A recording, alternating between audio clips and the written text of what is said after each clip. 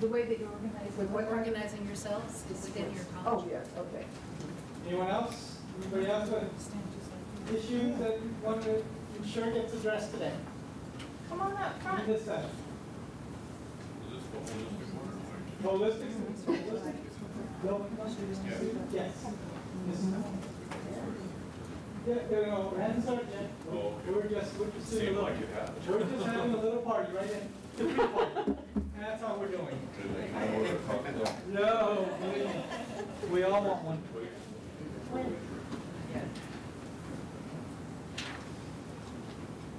Any ideas on how to get faculty who grew up themselves on the quote wrong side of the track and think that they really understand it, to realize that poverty today is very different than it was. And Ruby Payne, for example, does a wonderful job of making that point. A lot of faculty think they understand, and they really don't. Everybody good with that? Yeah. Thank you. Anybody else with issues, questions, you want to make sure it gets answered today while we're here? While we're all together. I think you've given us plenty. And we'll have speaker more. And we'll have more. All right, well, thank you. We'll get started in a minute.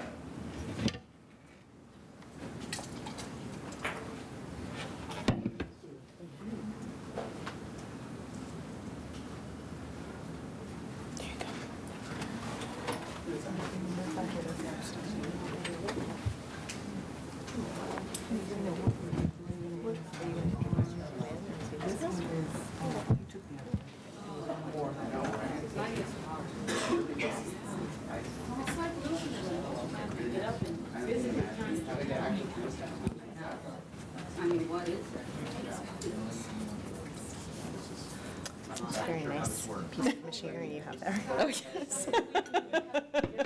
Yeah. It's my, Leige was showing me that they do for this conference. Did you see that? It's amazing. It's just, how each, how you can do sort of your own custom schedule, and that there's sections and notes for each session, and so you can organize your whole experience here. You can look up for each session the bios are linked for each presenter. Achieving the Dream Deadline? Yeah. Wow, that would have made things a lot easier. But that's really neat. It's a downloadable. Yeah.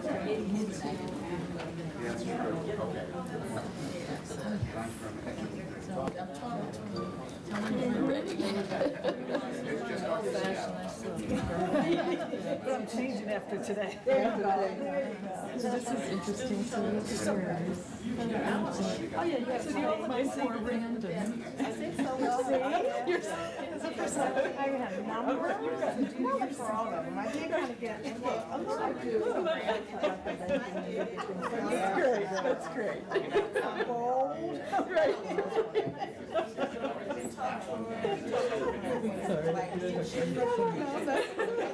I don't want to show you my notes, okay? I know mine is there. Better than but it's still, well, as long as they understand. Right. So we take them to the terrorists, 9/11, Columbine. I'm just going to see if we can get them all. Oh, yeah. I know there's some aid around the corner. Well, and then I'll get, as soon as I get back, they say, every time you go, we get all these crazy grants. That's why you got the hand on crazy part.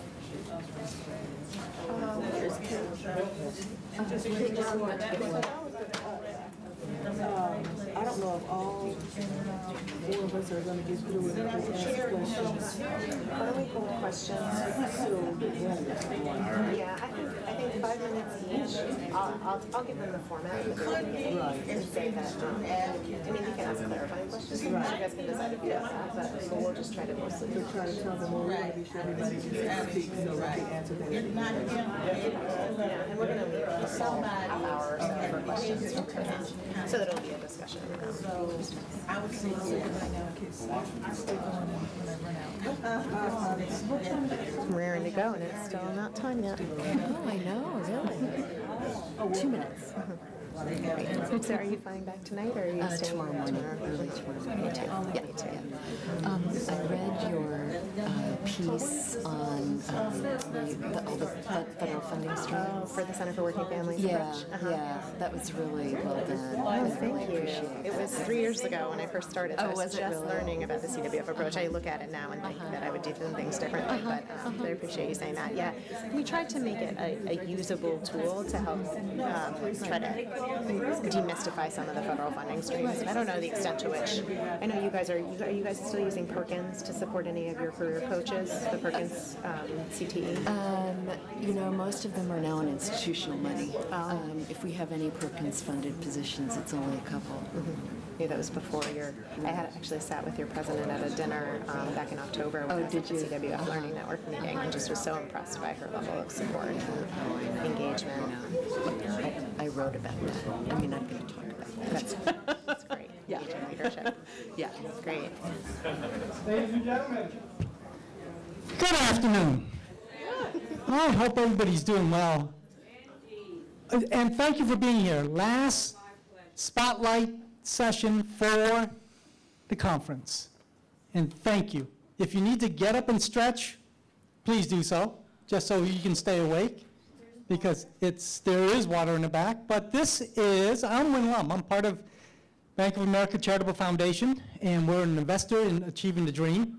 And I'm happy to be here. And as all of you know, Happy Land is down the street.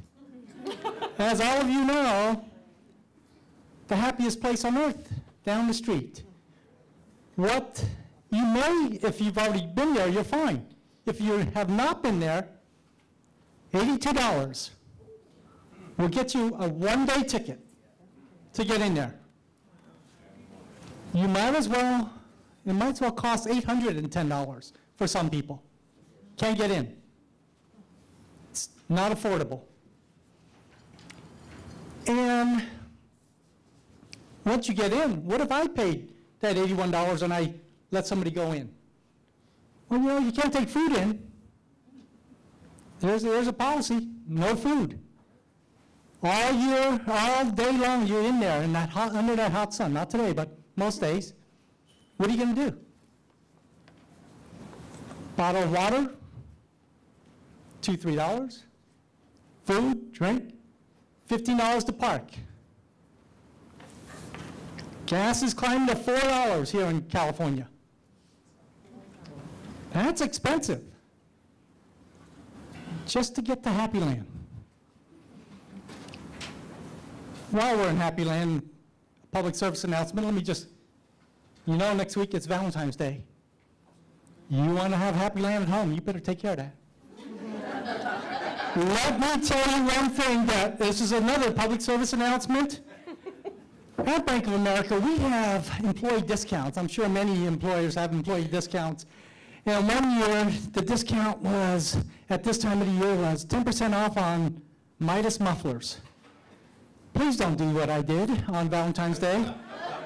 Just want to let you know, at the public service announcement, that was not Happy Land that day when I got a muffler and said Happy Valentine's Day. Didn't work. I'm lucky to still be married. And as she said, I married up. All right. I don't understand either, but it didn't work for me. So let's go back to how do we get more people into Happy Land? That's not the question today. The question is, how do we bring Happy Land out to more of the students that need it? How do we create? That's what all of you are here for, is to help create that Happy Land in community colleges, to help more people, instead of getting them into that door so they can have that fantasy land, Happy Land, let's bring it to them. And it's going to cost more money. That's one of the reasons why we at Bank of America invest in Achieving the Dream, why we care about this topic. The economy has been a challenge over the last 5, 6, 7, 8 years. Communities are not doing well. And when they're not doing well, businesses are not doing well.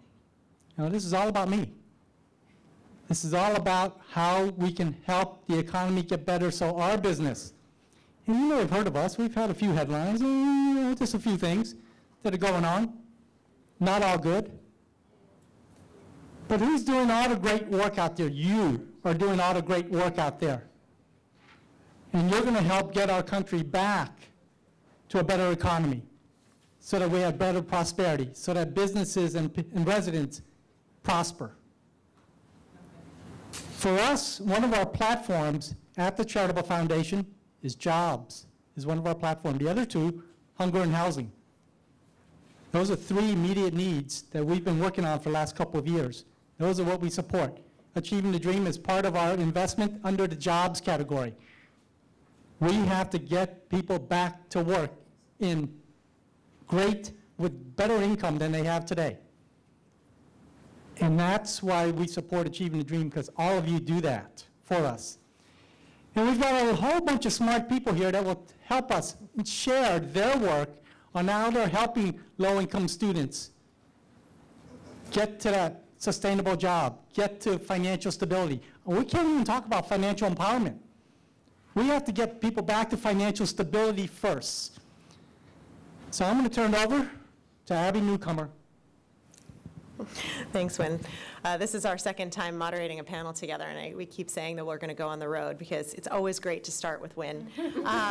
So thanks all for coming this afternoon at 3:30. I'm sure that you've been hearing this at the beginnings of each panel, but we appreciate your continued dedication to attending workshops even in Southern California when I know everybody's heading home tomorrow. So thanks for being here. I'm going to run through the format of today's panel, and then I'm just going to jump in with some framing remarks and a couple of slides, and then I'm going to stop talking and let the panelists take it away. So so that was actually basically it. So it's framing comments, 5 minutes, I think, from each of these lovely ladies to my left who are doing various things to connect students holistically to the kinds of financial supports that they need to make ends meet so that they can stay in school. And then I'm going to ask some questions for a few minutes and then turn over the microphone to you, because we actually heard, for those who came early, some of the things that everybody hoped to get out of this set of panelists, and so we'll try to get to those as soon as possible. So I wanted to start by reminding everyone where we are. 40%. This is all among community colleges. 40% of students are the number who do not complete any degree in 6 years and who are not enrolled. So that's from the National Student Clearinghouse and is the proportion of students who are either part-time or full-time who are no longer enrolled after 6 years of trying. About 34.5% of community college students attained a degree. About 19.6% have enrolled in another 2-year institution or a 4-year institution, but still 40% have not completed. So good, but not great. 31% receive financial aid among community college students. We know this is a lower number than post-secondary students as a whole, and we know that's true both because it's a lower cost institution, so students may think, I probably won't qualify or I probably don't need financial aid. We're going to talk about the reasons why that may not be true, but also because students may not qualify for various reasons. They may have used up their eligibility, or for other reasons they may not qualify, and 50% nonetheless have unmet need even after financial aid. So among all students, this number 66% is the proportion of students, the proportion of the cost of attendance left after tuition, fees, and books.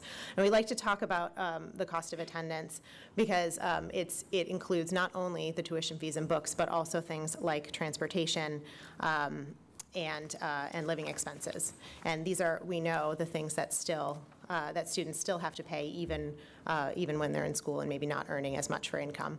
This amounts to roughly $6,000 per year for community college students, a significant sum if they are low income and particularly if they've reduced their work hours in order to get an education. And lastly, 71% in a recent study students who were asked said that they dropped out to go and make money. A significant proportion and a significant reason why we're not reaching the kinds of completion rates that we'd hope for.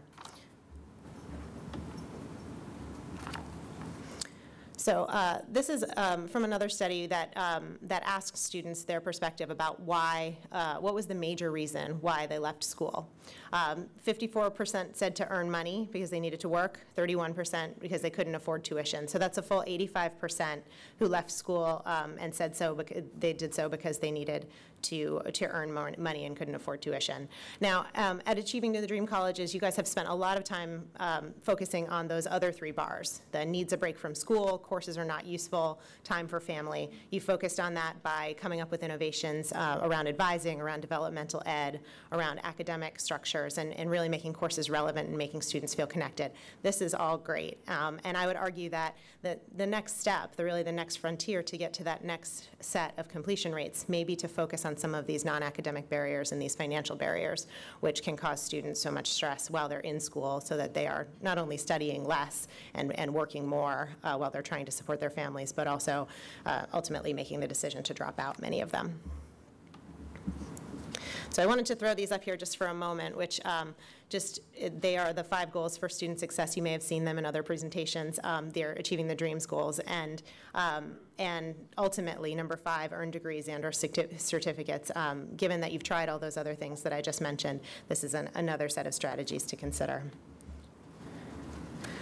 So I really wanted to make this point by focusing on, we're talking about non-academic barriers today. Yesterday, in this very same room, there was a whole panel on innovations in financial aid, and we're really focusing on these non-academic barriers.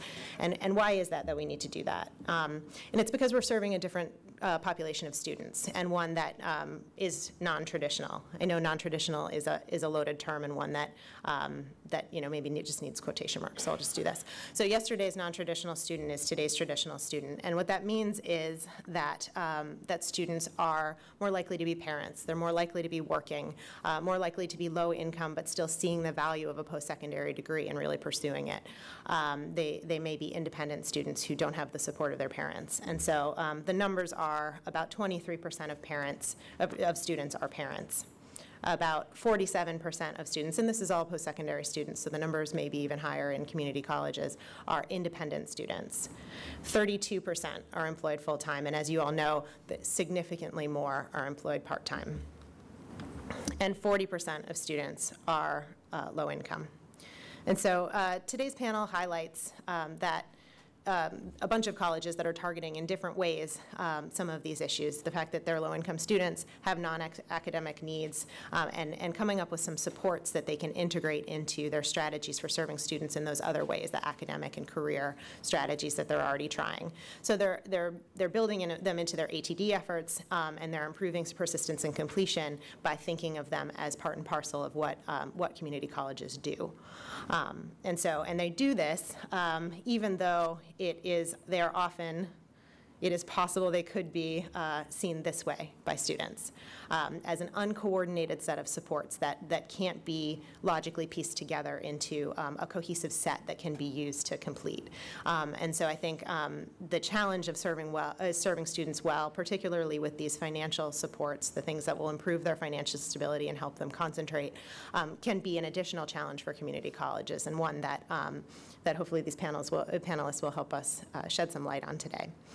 So we're going to hear from 4 panelists, and the first one is Jennifer Cornish. She's multi-campus director of CNM Connect at Central New Mexico Community College, executive director, I should say.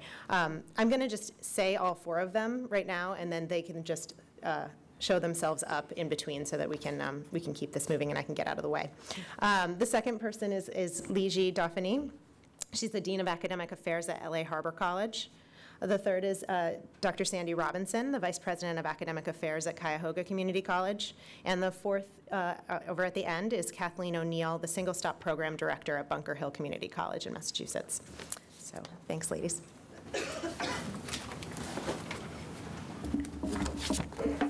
Well, greetings. First of all, I want to congratulate you for being here at the very last session. If you were a student, I would call that resilience and persistence, so I really appreciate that you are here. First of all, I just want to say a quick word about our state. New Mexico. I'm with Central New Mexico Community College, and we are overly dependent upon federal dollars. We're terrified of the potential sequester. We have difficulty linking for students the pathway from education to employment. Because we're still a little bit behind some of the rest of the country, which has seen some recovery. At CNM Connect, which is the project that I work on together with my co-team leader, Ann Lynn Hall, who some of you have worked with through financial coaching.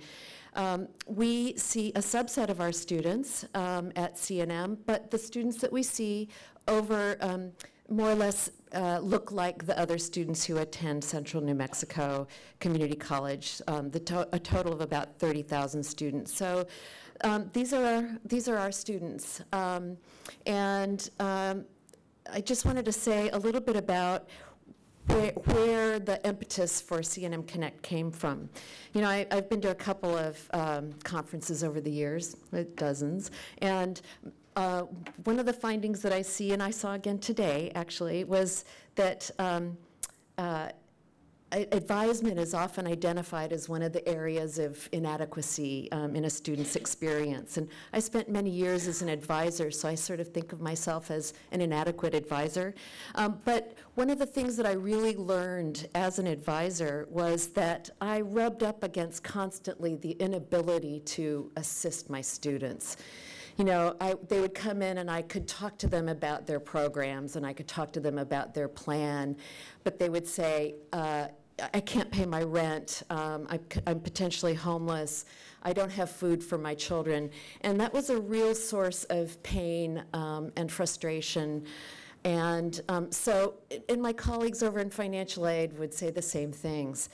But we had an early experience with the Center for Working Families, and so we had been able to develop a model at Central New Mexico Community College, and I'm just going to refer to it as CNM, where through the three-pronged approach of employment and career advancement, income enhancements and work supports, financial and asset building services, and those of you familiar with Center for Working Families knows about those three approaches.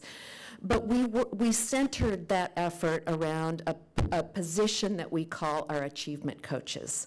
So our achievement coaches, this is fast forward a few years, have now become part of what we call our CNM Connect project. We expect a lot from our achievement coaches. And so much of what my frustration as an advisor centered around not being able to support the students that I worked with. CNM Connect has an open door. We have an office or a center at all of our 7 campuses. It's almost the first thing you see as a student walks in the door. And the achievement coaches receive a lot of training. They get training in financial coaching. They're all certified tax preparers. We did a training on motivational interviewing. So there's a lot of preparation that goes into these positions, and that position is able to be that person. When that student walks in the door, that person can greet them with a lot of different resources. So we really think of our coaches as walking along with the student. They are not leading the student, because as coaches, we are trained to, through sort of a model called coactive coaching. We work with the student based on their own strengths, their own wholeness as people, their own wholeness as family members, as people who their families are depending upon. And you know, one of the things about coaching is that there's this whole thing around powerful questions. And so a colleague of mine was telling me the other day, you know, I had this student come in, he was an older gentleman, and he's got a lot of financial problems. And so I pulled out my coaching question. And I said, so tell me a little bit about some of the things that you could do. And he says, well, I don't know what to do. And she says, okay, so I asked my coaching question. I know you don't know right now, but if you did, what would it look like? And he said, what kind of dumbass question is that? You know, right, that's right. So she said, well, you know, okay, well, he comes back the next day and he's got 5 things on his list. He says, I've got this really crappy truck parked in my backyard. I can sell that. And he went on to enumerate the things that he could do in order to help himself and his family. So those powerful questions, sometimes as dorky as they sound to those of us who actually ask them, are really serve as a springboard for people to find the solutions within themselves. So just a really quick rundown of some of the things that we do in C&M Connect. We do benefit screening through the BEN network, the Benefit Enrollment Network. So we screen for 18 different public benefits in the state of New Mexico. We provide access to legal services through a contract that we have with a Law Access New Mexico, which does basically employment, family law, free services for our students. We work with our students to, if they have an emergency, we have an emergency scholarship fund that we make available to our students that's funded through a local endowment at our foundation. We have a really good up-to-date list of community and state resources, and I know that somebody talked about that or asked a question. I think that it was the gentleman back here in the green. And one of the things about that is that when a student comes into our office, they may or may not have the resiliency at that moment to reach out and call a homeless shelter, or if they're in a crisis with childcare, they may not have that to make that phone call. So we don't hand them a list unless they indicate that they're ready for that. We actually will sit with them and make that phone call with them. Or the other thing that we often do is we coach them. We do a role play. We say, okay, let's make our list of questions that we're gonna ask when we make that phone call. So okay, so my time is up, but if, of course, after this, we'll be taking questions for all of us. Thanks.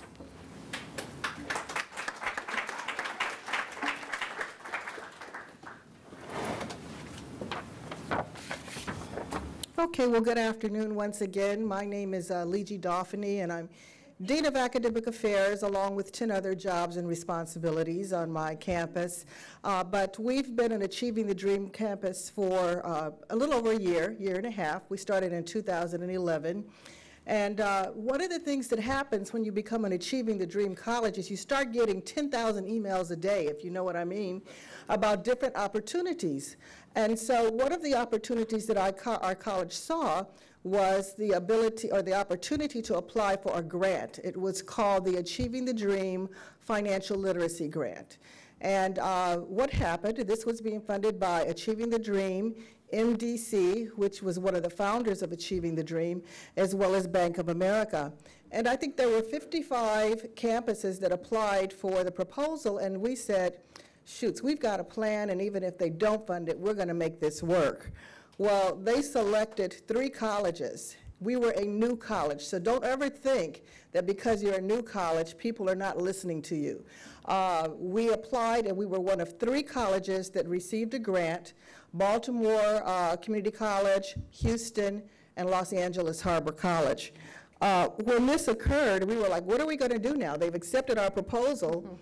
And we think the reason they accepted our proposal is because when we talked about holistically serving students, and let me just push the link here, I'm sorry. Uh-oh, I did the wrong thing. Keep going. Which one? It's this side. Okay. Go. Thank you.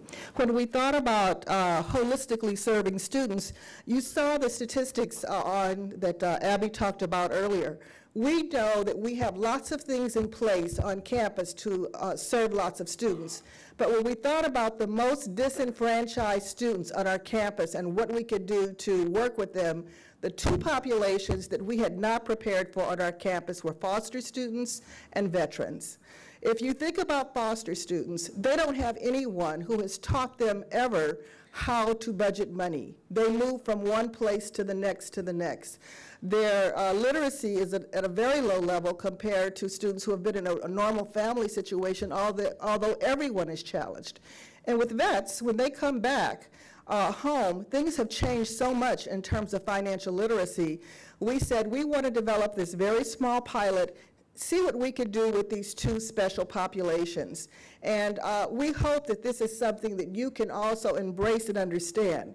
Each campus that's represented in this room has a special needs on your campus.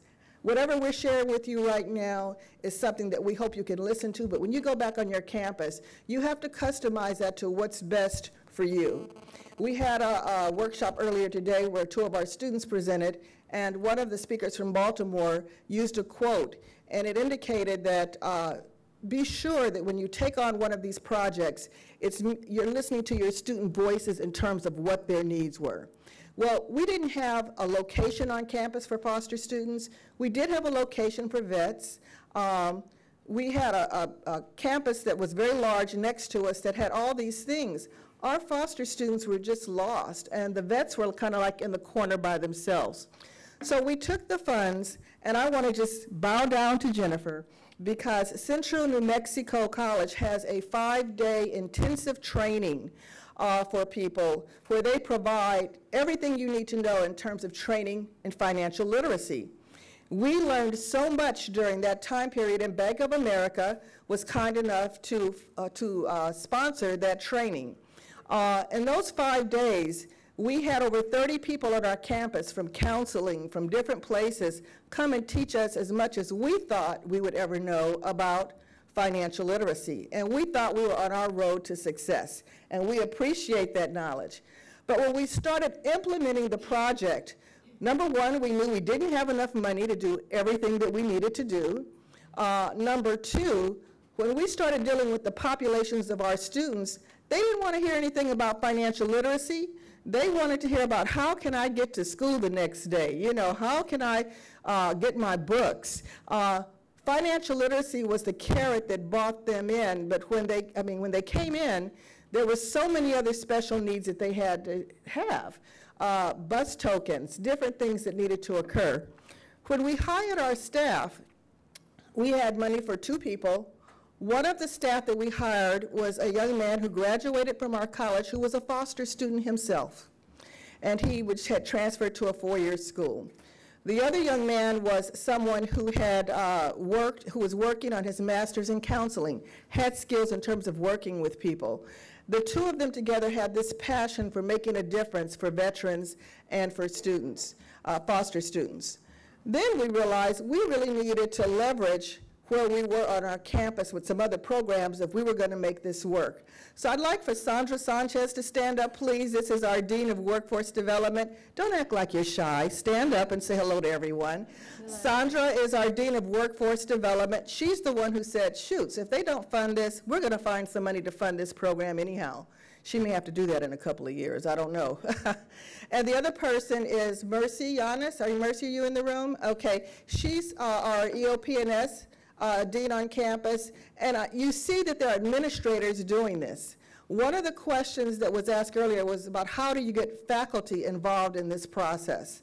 And in our core meetings, what we did was basically told everyone, faculty, students, staff, and everyone has to be a part of this. So we've developed a website where you'll get more information on this about it, and we'll answer your questions. I just want to answer your one question. If you go to the Achieving the Dream website and look for Achieving the Dream, the Finish Line game. How many of you have heard about that? Raise your hand if you had. It's an exceptional way to get faculty involved in what poverty means in the classroom. You may even find that some of your adjunct teachers and other people are also experiencing some of those same issues with poverty. And so I answered questions before because we want to give the rest of our panel a chance to talk, but we did have some information we've shared with you in handouts. I'm afraid I may have run out, but at the end of the session, if you give me your card, I'll be sure that you have them. Thank you.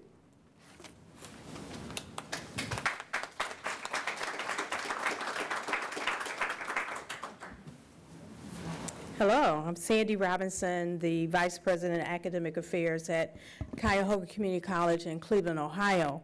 Tell you a little bit about what we do to serve our students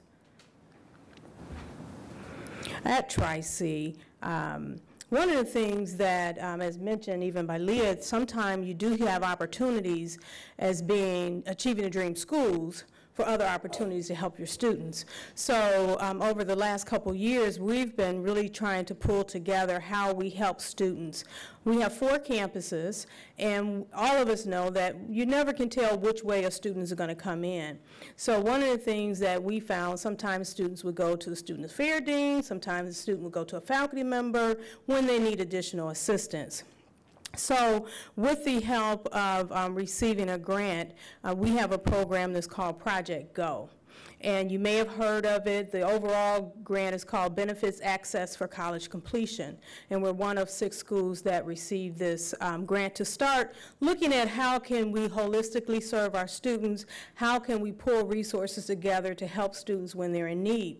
So as we looked at this project, we're really looking at how do we help our students get temporary assistance. One of the things about Ohio sent back in some years $6 billion in unused funds. So you think about $6 billion that could have been utilized for students. And we know there's a stigma behind receiving benefits.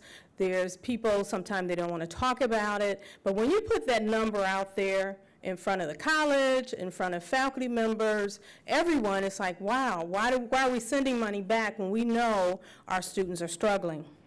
Just to kind of give you an idea, in terms of aid received, we had about 22,000 students. We have about 30,000 credit students at Tri-C. We had 22,000 students receive aid, and that could be loans of various amount, but 19,000 of those students receive Pell grants.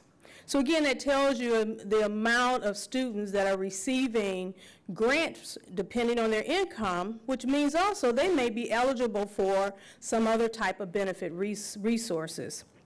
So when we looked at our program,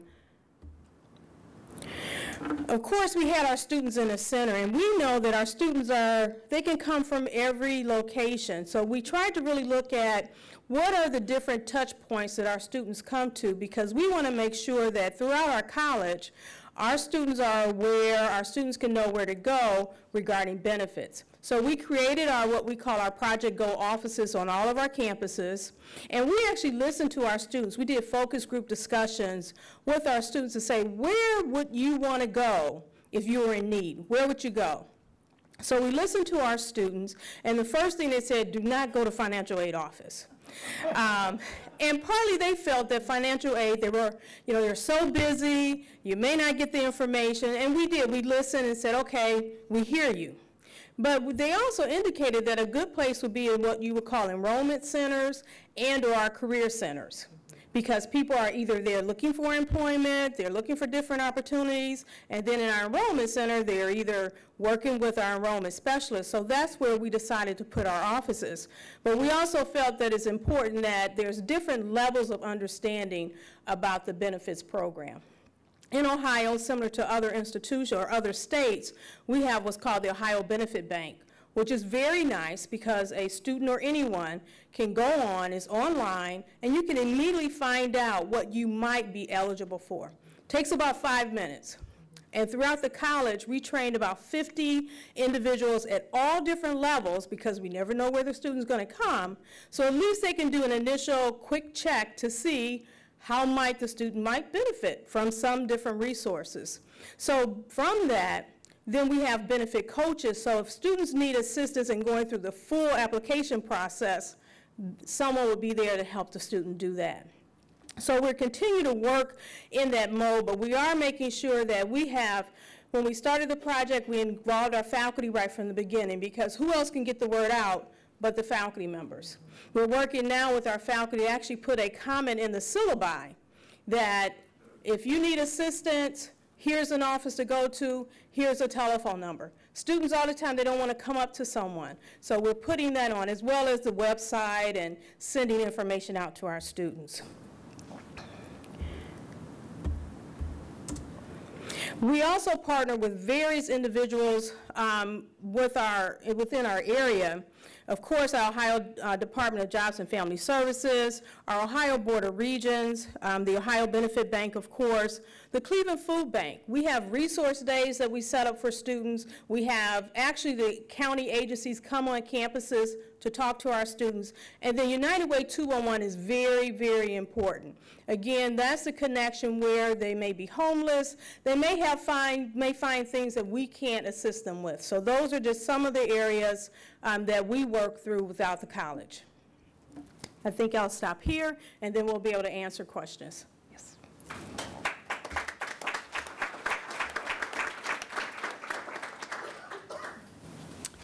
Hello, I'm Kathleen O'Neill at Bunker Hill Community College. I'm the director of a program called Single Stop, and I have some handouts on the table that you can look at. At Achieving the Dream, the excitement of this conference that we're at, you hear words over and over: transformation, persistence, collaboration, engagement. And it goes back, and we'll all leave here and go home and think, oh my gosh, let's put all these initiatives together. And listening to all the initiatives that are out there is so exciting. But the basic problem that we keep coming back to is what we're talking about today, and that's poverty. And that is the issue that if we're not dealing with that, it doesn't matter what initiatives are out there, we're not going to get the students to get help. So how can we do it? We heard from these other people about the different ways that they're dealing with it.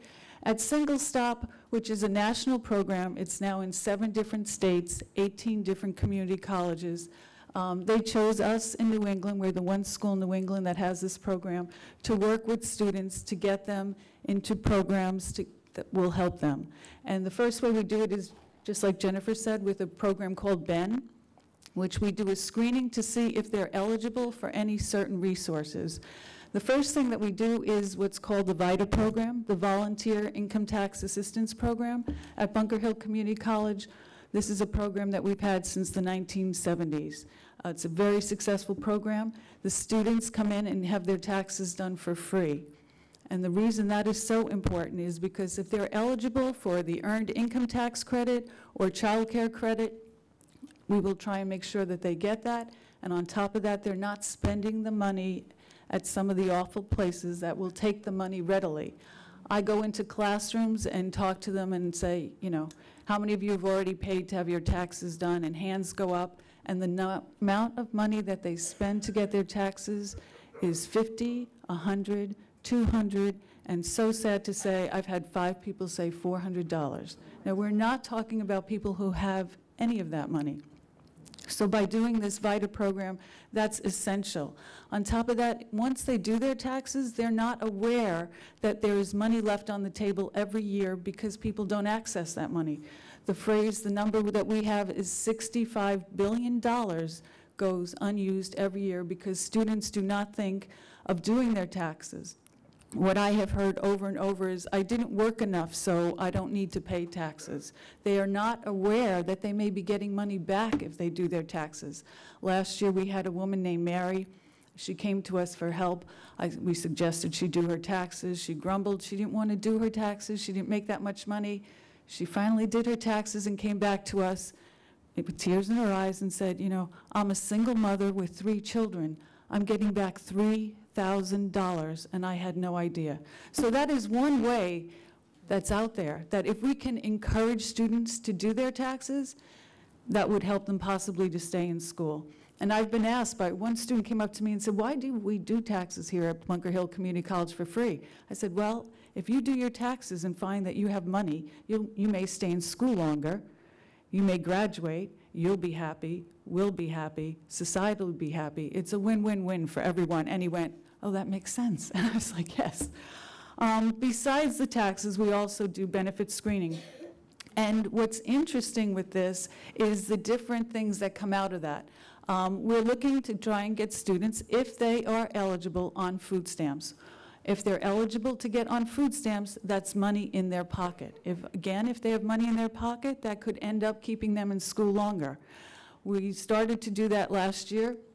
We've gotten quite a few students who are eligible. We don't do anything magical. We just help them to get on food stamps. They come to us. We give them the form. We screen to see if they're eligible. They fill it out. We scan it into the Department of Transitional Assistance. They come back, an interview takes place in my office. They never have to leave campus, and it's done right there. From that, though, we found that students truly have problems with food insecurity. They're not eating, their children are not eating, and that is a huge problem. So we started our first, what we call mobile market at the college in May. This was picked up by the Boston Globe, and an article was written about that, and the repercussions from that have been tremendous. From that article, a colleague of mine was interviewed on NPR. From that interview, we got a call from somebody who said, this is ridiculous that students are going to school and they're hungry. I never even knew that was an issue. He then offered and has donated $1,000 a month for us to use in order to make sure our students are fed. So we've taken that money and put them into gift vouchers. This is what I call our piggyback events. So we have gift vouchers. If students come to us, we give them a gift voucher and then encourage them to meet with our financial consultant and or take a financial literacy course. If they're getting food and they are already in trouble, and then they meet with a financial counselor, that helps to get them back on the track of getting help and possibly again staying in school. So that's one of the piggyback events that we have. Along with the financial counseling and the financial workshops, we're doing things with budgeting and credit cards, helping them to stay on track. We are also doing different programs with housing. Housing is, if you work with students, you know, housing is an issue that is underground. Many students don't want to admit it, and by the time it comes up and they face a professor and say, I couldn't come because I'm being evicted. We now have a housing counselor that has offered to come twice a month and then works with our students. And we had one case where one student came with an eviction notice, and she was beside herself, as you can imagine. Our housing consultant agreed to go to court with her, was able to offer the judge a program called RAFT that we have in Boston. That program was accepted by the judge, and the eviction was stopped. So the piggyback, the things that we're doing for the students to try and help them stay in school, if we can connect them and keep them in their homes, get them food, then that's a tremendous thing. And the last thing I want to say is just the culture of your school. I promise you that if you have students who are low income, your faculty are beside themselves because they don't know what to do. The culture in our school is one that has been so inviting that students are able to work with the faculty, and the faculty can bring us to us. So Single Stop is a resource not only for students, but for our faculty as well. Thank you.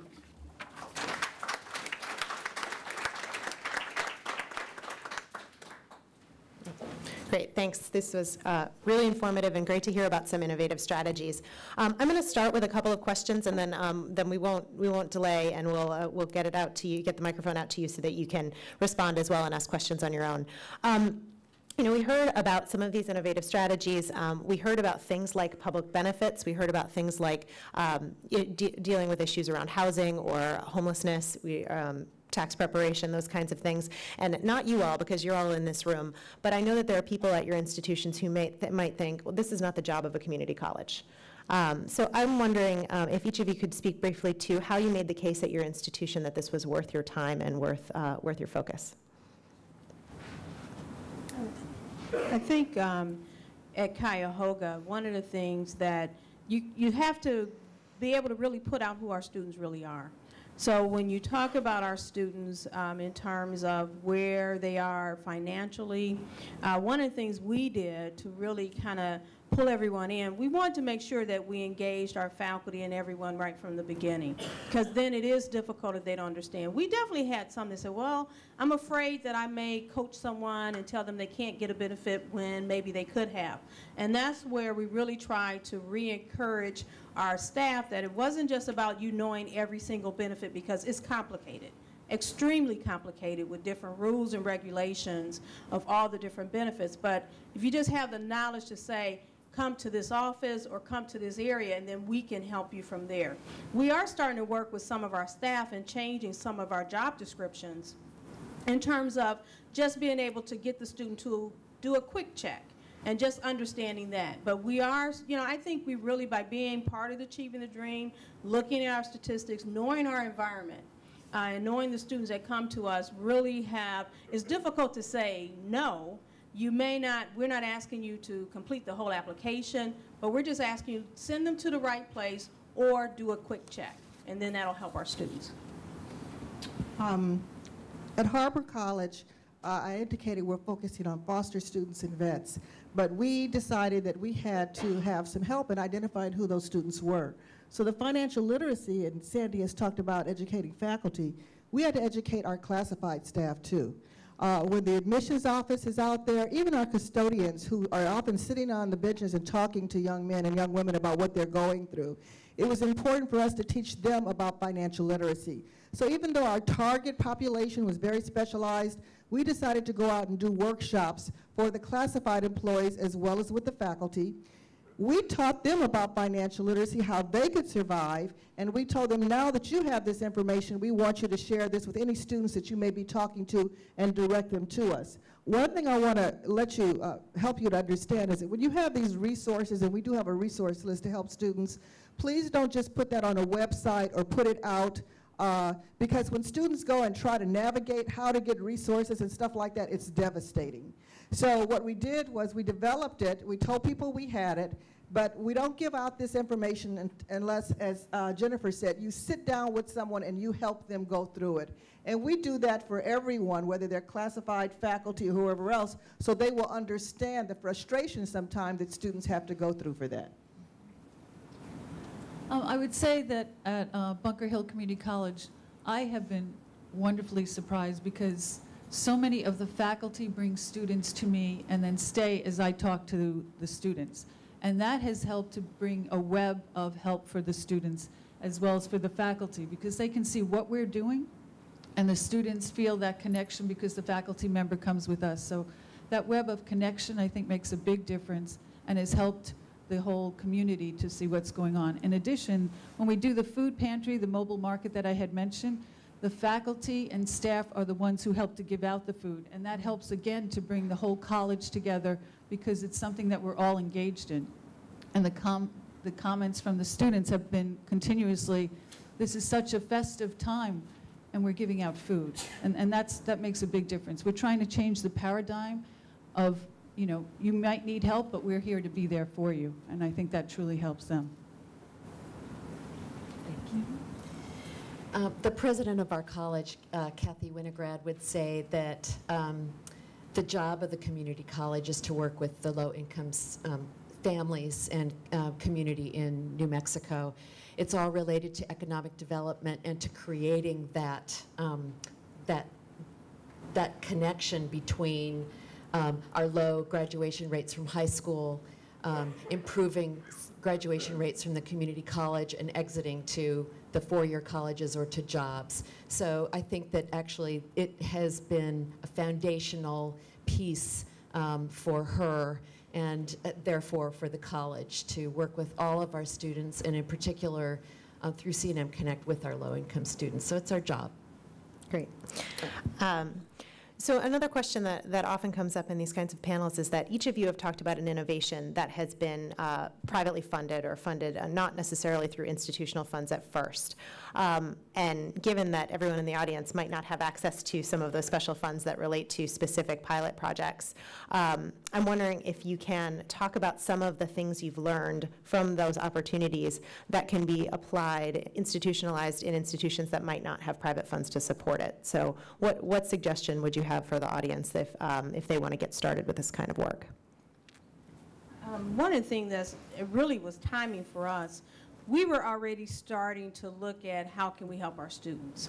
So prior to even getting the information about this potential opportunity, we had already surveyed our students, and we were working with United Way 211 already. And the survey was really asking students, what are some of your needs? What are some of the things that you desire to have help with?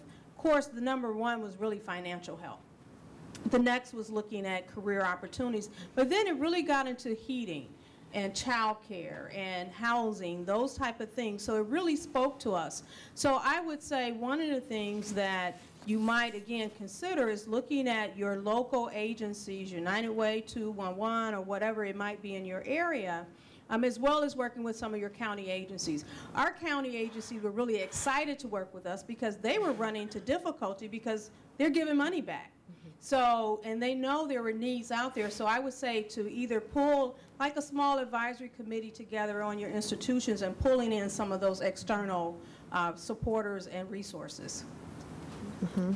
I'll just say that actually on the campus itself, we have a grants committee on our campus. Nobody gets to write a grant unless it goes through the grants committee. I'm on that committee because I know that I'm looking for funds for foster students and for vets, or if you have a special population, whatever it might be. So when someone is writing a grant, I want to be there so I can tell them, and this is how some of this worked, can you put the focus of foster students and vets into your grant? We got a big grant for $600,000 from the city of Los Angeles. It's called, and we've developed a youth workforce center on campus. Well, in that grant, can you also emphasize foster students and also vets? So when you have a committee on campus, be sure that you're asking whoever they're applying for money for, whatever resource it is, to include your population or to include financial literacy or include developing curriculum for financial literacy. Whatever your focus is, be sure you're on, whatever grants are happening on campus, talking to people about also including your focus within their grants. I would like to say that if there's not money to do a program that we're talking about, in your community, whatever community you live in, there are other resources working to help low-income people, low-income students, low-income families. And once they find out that you are accessible and helping your students, they will try and contact you. I have people who call, email, and say, you know, we've got this program. Can we come and speak to you about what you're doing? So they want to. There's a huge community of people who truly want to help. And with workforce development and people so concerned about making sure students educate, they will find you. So if you don't have money for this program, for some of these programs, just have a contact person so that the agencies outside the school can come and try and help. I think that would be a great idea. So some of the things that we've worked on have actually been internal to the organization, as well as developing our external relationships. And one of the things that we actually did was to enable all of our financial aid, the advisors, our achievement coaches, and we put them on a single chat system. And so that whenever a student is in one of our offices, if that student needs to access information or assistance from some other office, we have a way to immediately contact somebody, get that information, do a soft, handover, introduce the student to that person, work with them on the questions that they need to ask. So it's really actually changed the way that we work because we constantly are in communication with one another. So I think that that's a good practice. Great, thanks. Another question I had was, how do you balance the pressure of serving these students in a high-intensity way versus serving more students, but in a more cursory way? I think a lot of people who experience working with a student with a high level of need might say, oh, I would do that, but it takes 2 hours. Oh, it takes too much time. I'm too busy. And so they end up, you may create programs that are more cursory, that touch a student, but not at a deep enough level to make a difference, or to make a difference on a particular topic, but not to get a range of holistic support. So how do you balance that tension of serving more students in a lower intensity way to targeting in on students who have high levels of need and serving them more in-depthly?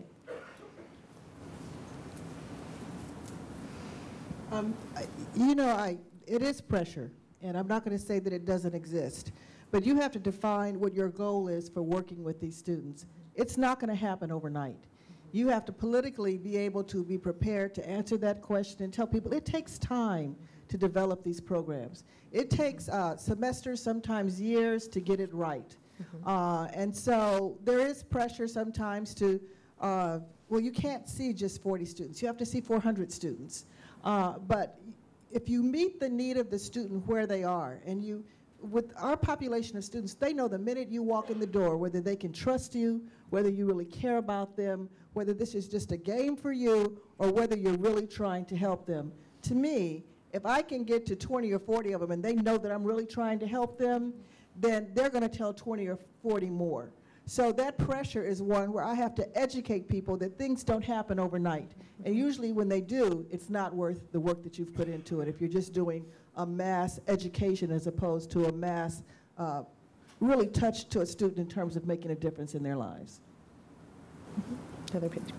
I think one of the things, too, is that we also have to balance, because there are limited individuals. We have student ambassadors. I'm sure many of you do. We have student support specialists, and they tend sometimes, there's so many different things to do. But one of the things that we also want to make sure that we're helping our students learn how to be more accountable and also being able to do some things. So we may start you off on maybe completing an application, but again, we do want to make sure that we're preparing our students to be effective individuals once they leave the institution. So some of it is trying to balance, but then also making sure that we're preparing our students to be independent and not thinking that, oh, come in, we're going to fill out, we're going to walk you through, we're going to hold your hand, but again, helping to build them, because it will get to a point where if we have thousands of students, and we may have to look at how we balance that timing.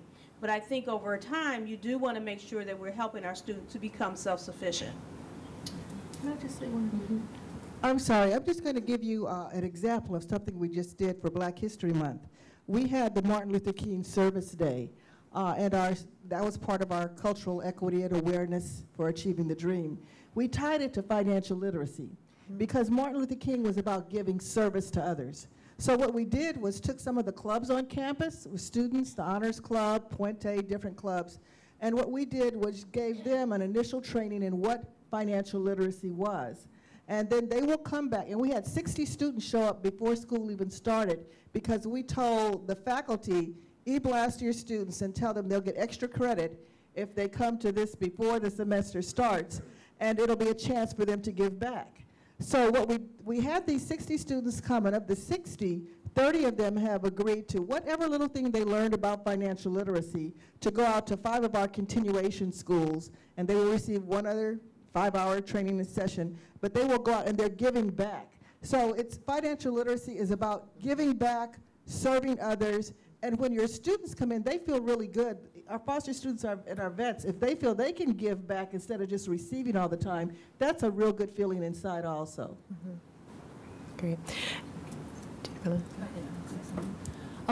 That's a great question. And balancing working one-on-one with a student versus a group of students is going to be something that I think is going to affect us every day, because there are times that a student comes in and needs a lot of help, and sometimes that could take 2 hours. So I think finding that balance is going to be difficult no matter who we're working with. At Bunker Hill Community College, we also have a program now that's called Life Map, and that's something where students will be able to come to and work in terms of advising and getting help and financial assistance throughout. So there'll be a whole program. So it's not just going to be single stop that's working with students with these issues. It's going to be across the whole campus. And that will make a huge impact on a huge group of people all at one time. But balancing will be an issue I think we'll always be dealing with.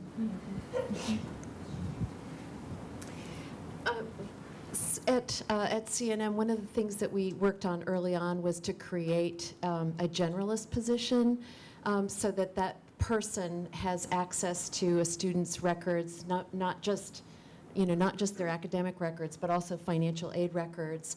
So we've opened up access to that student's information so that they can help them across many different areas and be that sort of single person who can reach out and, whether it's, working with financial aid or whatever area of the career counseling. So that generalist position is actually, we've been able to make the argument that that person is able to save a lot of time for the student first, because we're not bouncing them around. And so that's one of the dynamic tensions that we work with also, because the bounce issue is really a problem for all of us. And then we're able to also argue that it saves staff time, because that person isn't repeatedly being sent to someplace that's not able to help them, or that they have another question because it wasn't all dealt with in one session. Great, thanks. And I just want to make one observation about that CNM Connect approach, which it can be really difficult when talking about academic versus student services that focus on financial, to make the financial stability part and parcel of what is provided as part of the college services. And something that CNM Connect has done is really build it into the way that students experience services anyway from the college. And I think it's a real challenge to do that, but it's something that, that I think has made it more successful in thinking about, we've seen at this conference lots of innovative strategies of doing process redesign or thinking about efficiency, and by looking at this as an important and integral service to the college, it is has really been built in and sustained over time. And so I think that's definitely the goal of a lot of this work. So I have pages of questions, but I know that you also have questions. So I'm going to turn the floor over to you and see what kinds of questions you have. Wynne is in the back with a microphone, and he'll be running around to get you to one. This panel is being recorded, and so if you could speak into microphones, that would be very helpful to us. I was wondering, we've heard a lot about community resources, but I haven't heard anyone mention anything about community mental health and relationships that can be had on campus. Great. I think with the mental health, we have a counseling department, and really that is where those students would be directed to our counselors. We have on our campuses psychologists and licensed psychologists that will have the ability to either work with the student directly or make sure that student is referred to the appropriate individual. I'll just say that we do a referral for that, because the training that we have is not, we're not prepared to deal with the mental health issues of that as well. But we talked about connections. So whoever is trained in financial literacy has to know about all the other services that are on campus too. And it's, again, about leveraging with other programs. But financial literacy in itself is enough. And those other resources to deal with the mental issue could be overwhelming. And I just want to take that opportunity of that question to answer one that came up before the conference started, and someone threw this out about questions about health coverage options that are going to be available under the Affordable Care Act starting in January. This is a great opportunity to, I know, sometimes when you talk about some of these funding streams, the common mantra is, oh, those are already spoken for, they're already really competitive, everybody's already using them, there's no way I can access them. But this set of health coverage options that are mandated through the Affordable Care Act will increase eligibility for public health insurance through Medicaid in your state programs, as well as premium tax credits and other kinds of cost-sharing mechanisms, as well as a competitive market for health care. And I think it's a great opportunity to work with your students to just let them know that there will be these opportunities beginning in January, and that enrollment will begin in November. There are a bunch of organizations in DC, I'm based in DC, that are focused on outreach and enrollment and will be coming out with materials. I will be coordinating with Achieving the Dream to make sure that you all receive them. But if you are thinking about doing some of these financial stability kinds of efforts, then including that set of resources to students can be really helpful. And of course, to get back to the mental health question, a lot of the reasons why some of these mental health issues go untreated and maybe undiagnosed is because people don't have access to health coverage. So I'm hopeful that, that some of these new options will start to address that issue. I'm Lisa Carter from Roxbury Community College in Boston, Massachusetts. This kind of piggybacks on what the previous question.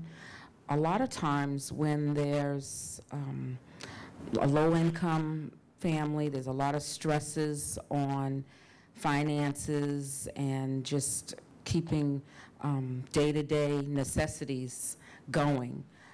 There tends to be, in some instances, issues with domestic violence. So my question is, how do you address some of those, whether it's part of where you would redirect someone to mental health counseling, or just how would you, or do you see that in, situations in which you work right now? Absolutely, absolutely. And we are connecting with different programs in Boston. One of them is Web of Benefits, which offers scholarships to women. Once they're in a domestic violence situation, they come up and make a plan of what to do, and they help with scholarships, with gifts to them in order to get them on their feet. There's in Boston, the Brigham and Women's Hospital, there's a program there. There's lots of different programs, but immediately if a student comes and the issue was something that happened last night, you have to call the police. You have to call and let people be notified so that a whole set of series gets into place right away. But absolutely, we have that.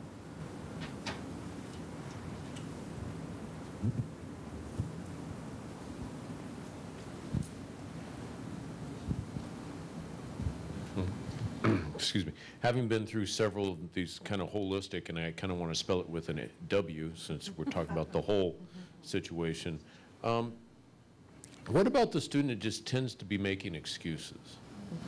Because that's a big portion, that intrinsic, and they're making excuses because they've got this kind of built-in thing that they're going to fail anyway, even when they've had successes, even when they have all these. What's the kind of counseling or kind of approach you can do to help in that sense? Because you've gone through everything else, you've provided financial aid, you've got them food, you've done all these everything, and still they're just going,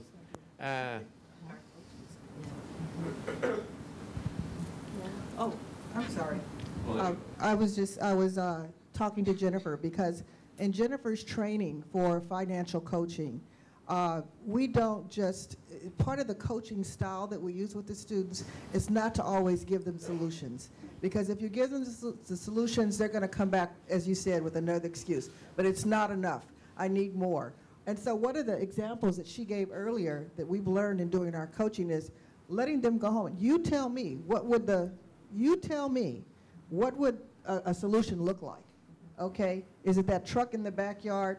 One of the things we do is in our group sessions, we ask students to go up on the board in the room with all the Post-its, how many ways can you make money? And I learned ways, and all of them I can't tell you here in the room, but there are lots of ways, it's very creative ways that students make money, okay? And they learned from each other. They started working in cohorts with each other in terms of, well, we can do that too. And so when someone comes to you and they're giving excuses all the time, sometimes you can help them, sometimes you can't. But what we're doing is training them to start thinking for themselves in terms of things that they can do. We also, in the coaching, also say, what are some of the reasons as to why you're thinking that it has to be an excuse all the time? How were you raised? Who handled the money in your family, in your culture? What is happening that makes you think that you cannot come up with a solution? Or were things so great that, is this something new that you could share with someone else? So we use them, the students, and there's, everybody's not helped, but that's one answer that we're using. And yes, you had a follow-up?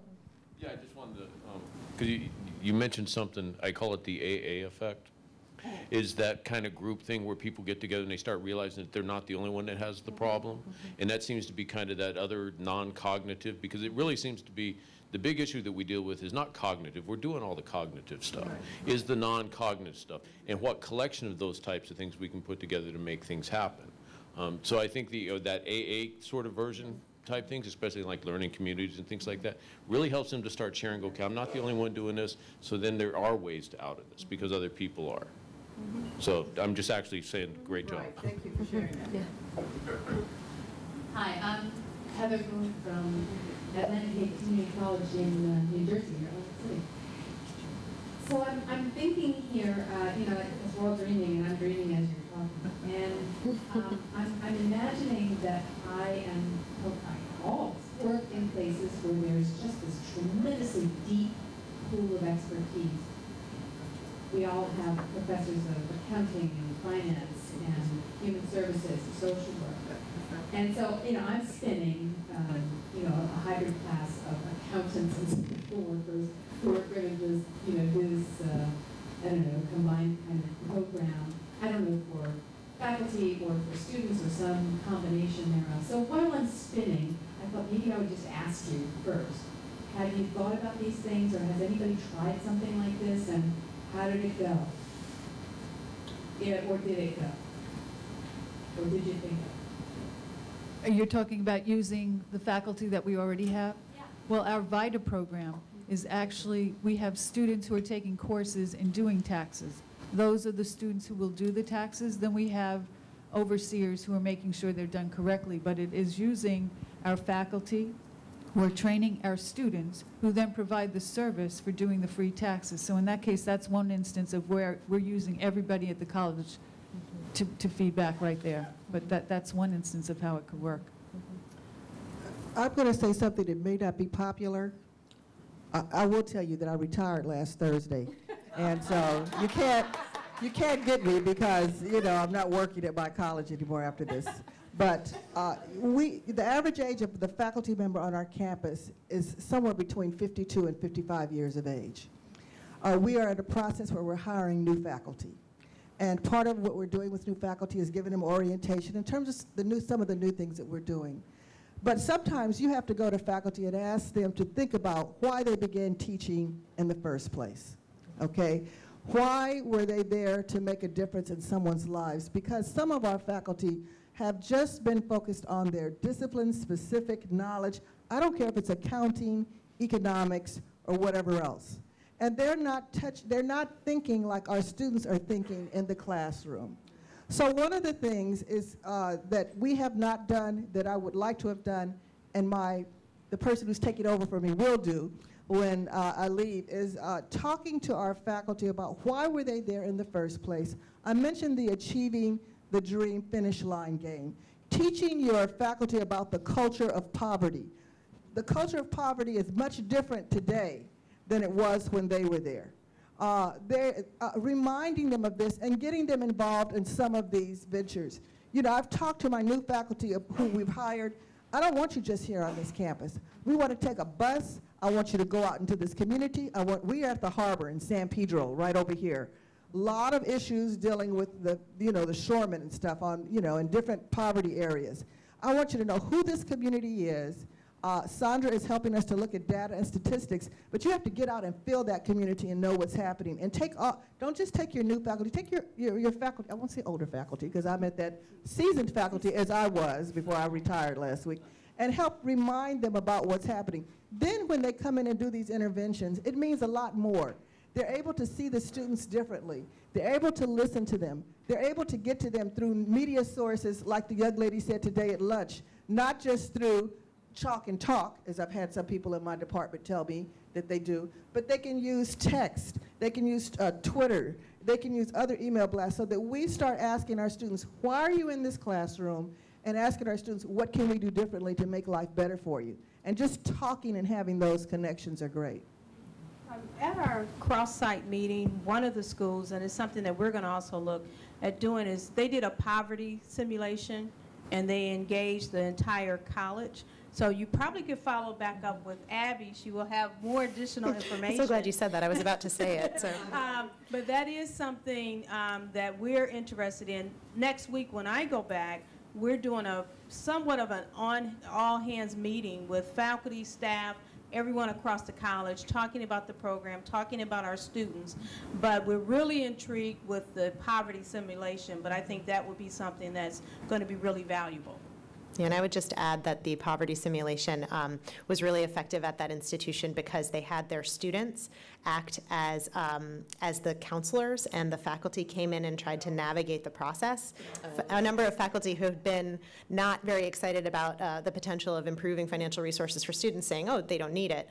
The students actually walk them through the process of not only getting on 2 different buses to get to school, but then having to go to 6 different offices to get what they needed. And so the kinds of aha moments that that school described, I think, were really impressive. And so it's a good strategy. And actually, if you are interested in doing a poverty simulation that's not not full institution, but checking it out, www.playspent.org is one that just walks you through it. In a quick way to give you a sense of what kind of thing you'd be in for if you were looking for a poverty simulation. Playspent. The play and then SPENT.org.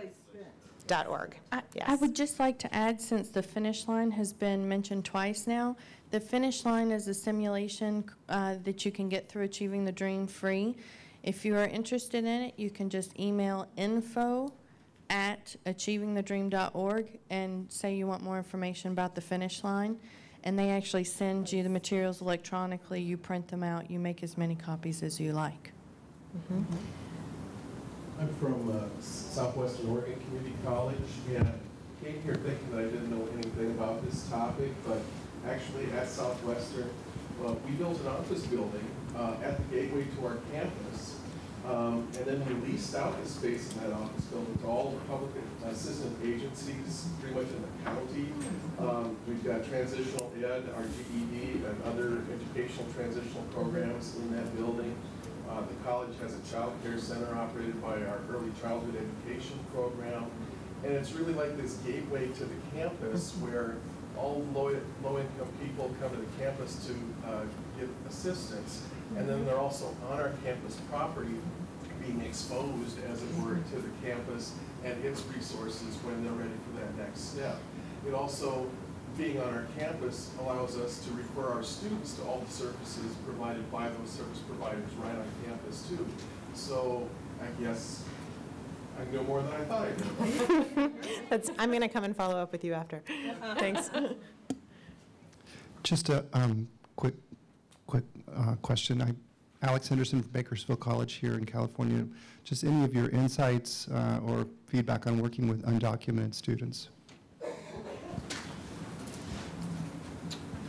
We have a club on our campus called Creando un Nuevo Futuro. It's a creating a new future. I was the advisor, and I knew nothing about AB 540. They couldn't find an advisor. They came and they educated me on what undocumented students' issues were. Just the camaraderie of working together, they meet every Tuesday at 2 o'clock. They support each other. We raise money through different ways to help them buy books. Then they use their books. We keep a little library resource so they can have books the next time around.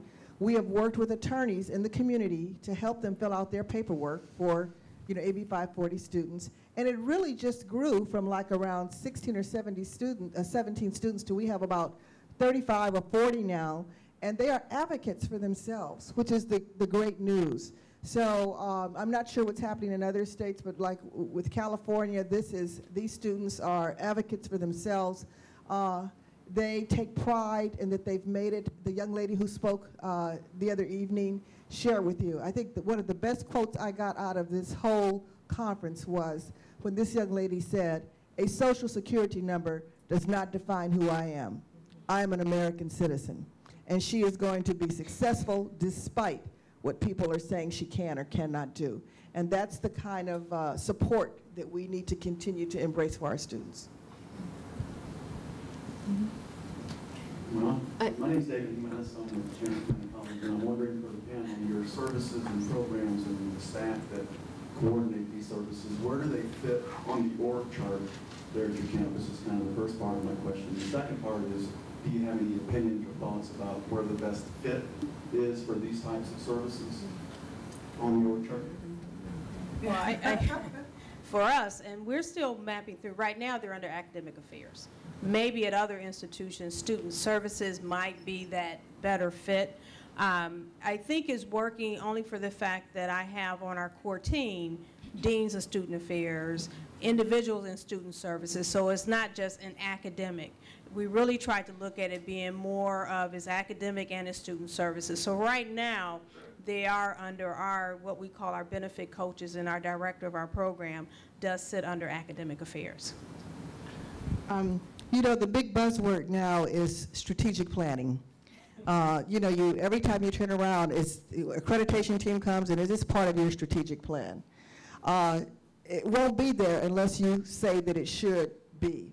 So when you're looking at student success as a definition, and every one of you has a different idea of what student success is, but when you're looking at that, be sure that in the strategic plan for the college, financial literacy, working with poverty, start using those words to be part of the strategic plan for your college. It's not that it's going to make that much of a difference one way or the other, but the visibility of it is making people question why it should be there or why it should not.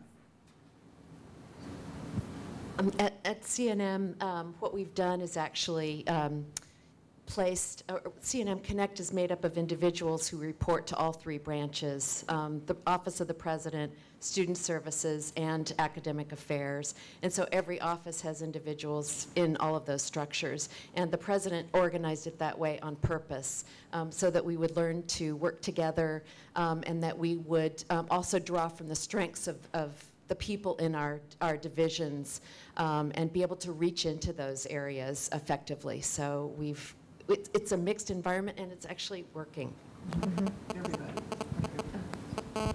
I would just add to that, I report to the president, but we work with financial aid, because I do a lot of, we call recertification for food stamps, so I have to work with financial aid. Student affairs, I'm right near them, and a lot of their mentors come up and work with us.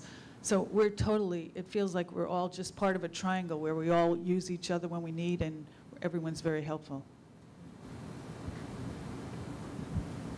Hi, I'm JoJo Jacobson from Roxbury Community College. I was just wondering if any of your programs specifically took into account students who are connected with the justice systems, for instance, students who are currently under house arrest or students who are ex-convicts, et cetera. And if they have, how has that impacted that, how the financial aid programs connect with your students? Have you?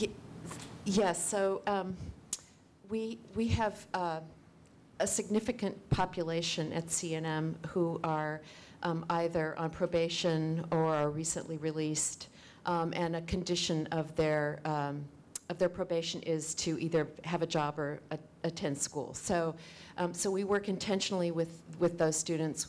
I just wanted to mention that one of the challenges that we've had with students who have felony convictions is how to advise them in terms of career choices.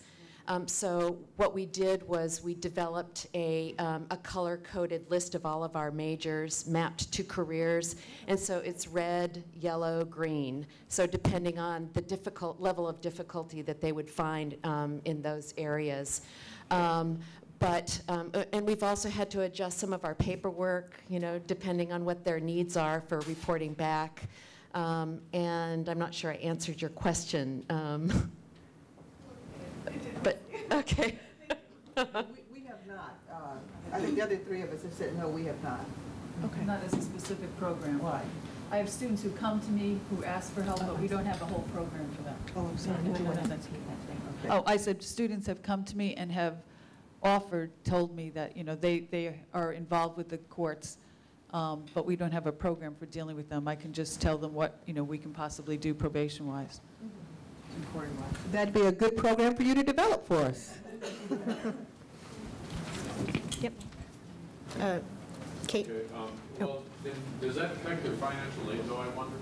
Can they get financial aid depending on where they are in the court system? Yeah, my understanding, as long as you did not commit the felony during the time you were receiving financial aid, you can get financial aid. Okay, and then the other thing is, you talked about students being trained to do the taxes, but that also seems like a way to also promote ways for them to make money in the future. Oh, absolutely. Because now you're kind of trained to do the H&R Block thing. Yeah. Oh, no, absolutely. That's part of the program, so that they have to put in 80 hours of volunteer time doing the taxes, and that's all part of their program specifically for that reason. It's a great program. Well, two things. Fine, I forgot to introduce myself. My name is Conrad Maddox. I'm on the Full Lighting. Oh, wow, I'm going home. That's one. The second thing, the word that seems to be missing is empathy. I think that's pretty much having empathy for people. You talk about the teachers, I talk and talk and stuff. It's having empathy for the human, not the numbers, like the woman said she was on a social security number. Is having empathy. These are humans in front of them. They face different tasks. And helping them to see themselves as human, which seems to be what you're working on doing, is the key to helping them also see themselves as being successful students beyond that. Well, along with empathy is the respect and dignity, and they can tell that straight off once they as soon as they come in the door. And if you don't have that respect for them, you don't have a program. And I think for sure that's something that we could go into, but that would be another whole day.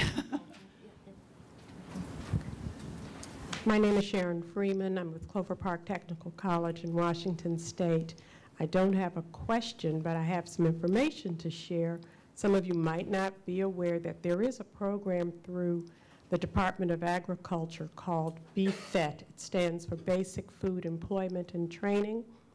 And I love the program because it allows me to pay 100% of a student's tuition, and I do that generally for 1 quarter, depending on the program they're in. It also means that I can provide all kinds of services for students, you know, for transportation, emergency housing. If a student is enrolled in the BFET program, then they can get their child care taken care of through the state. I can do. So actually the program nationally is called SNAP, Employment and Training. In Washington State it's called BFET. Yes. And I can, SNAP. So we earlier were talking about the food assistance program, which is called the Supplemental Nutrition Assistance Program. This is a program that's affiliated with that program that's designed, and it's administered through the U.S. Department of Agriculture.